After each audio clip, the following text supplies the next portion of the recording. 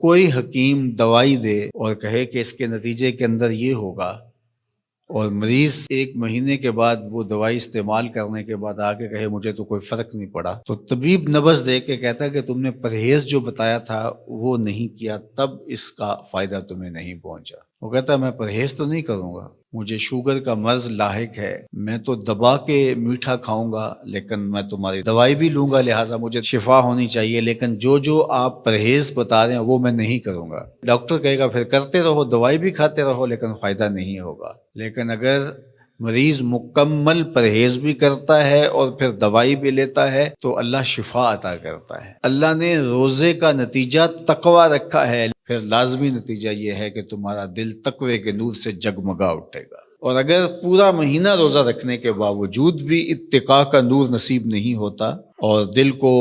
باطن کو روشنی نہیں ملتی، تو پھر اس کا مطلب یہ ہے کہ ہم نے اللہ کا روزہ نہیں اپنی مرضی کا روزہ رکھا ہے، اپنی خواہشات کے مطابق بھوک کاٹی ہے، اس کا کوئی فائدہ نہیں۔ اور حضور علیہ السلام نے واضح دو ٹوک لفظوں میں ارشاد فرما دیا، من لم یدع قول الزور والعمل به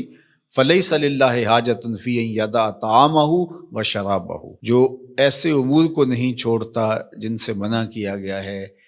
تو پھر اس کے بھوکا اور پیاسا رہنے کی اللہ کو کوئی ضرورت نہیں۔ یہ خوراک بچاؤ مہم نہیں ہے کہ اللہ نے اس لیے روزہ فرض کیا ہے کہ تھوڑا خوراک بچ جائے، نہیں، بلکہ وَيُزَادُ فِيهِ رِزْقُ الْمُؤْمِنِ، ماہ سیام میں تو مومن کا رزق بڑھا دیا جاتا ہے۔ ہر شخص اپنا حساب لگائے تو اس مہینے میں اخراجات زیادہ ہوتے ہیں، تو یہ خوراک بچاؤ مہم نہیں ہے، بلکہ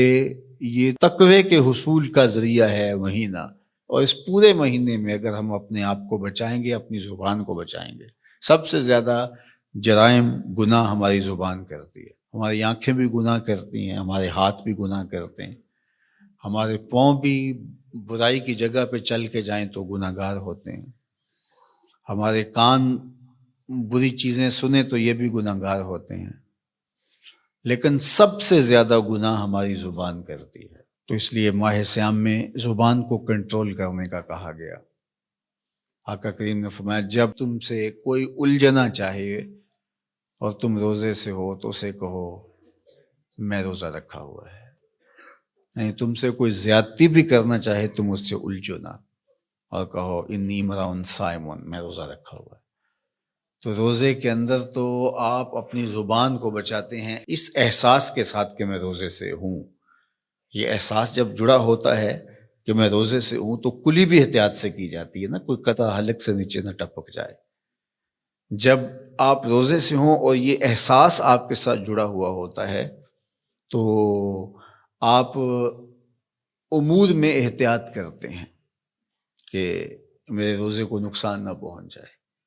تو کیا صرف کھانے اور پینے سے ہی روزے کو نقصان پہنچتا ہے، یا روزے کو نقصان پہنچانے والی اور چیزیں بھی ہیں؟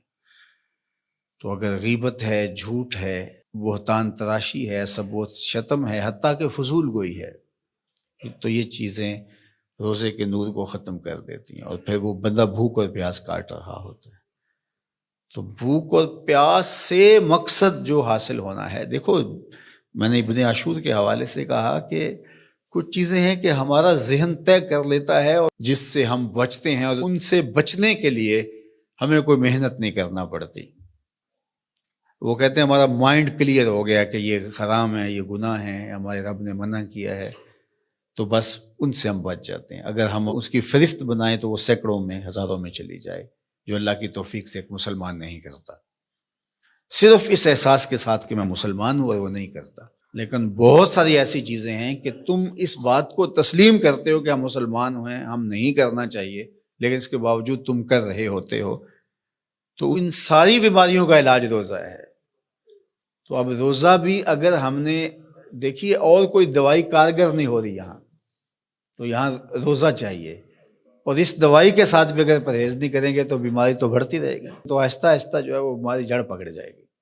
پھر بہت مشکل ہوگا نکالنا۔ تو روزہ ان ساری بیماریوں کا علاج ہے جن کو ہم ختم نہیں کر پاتے۔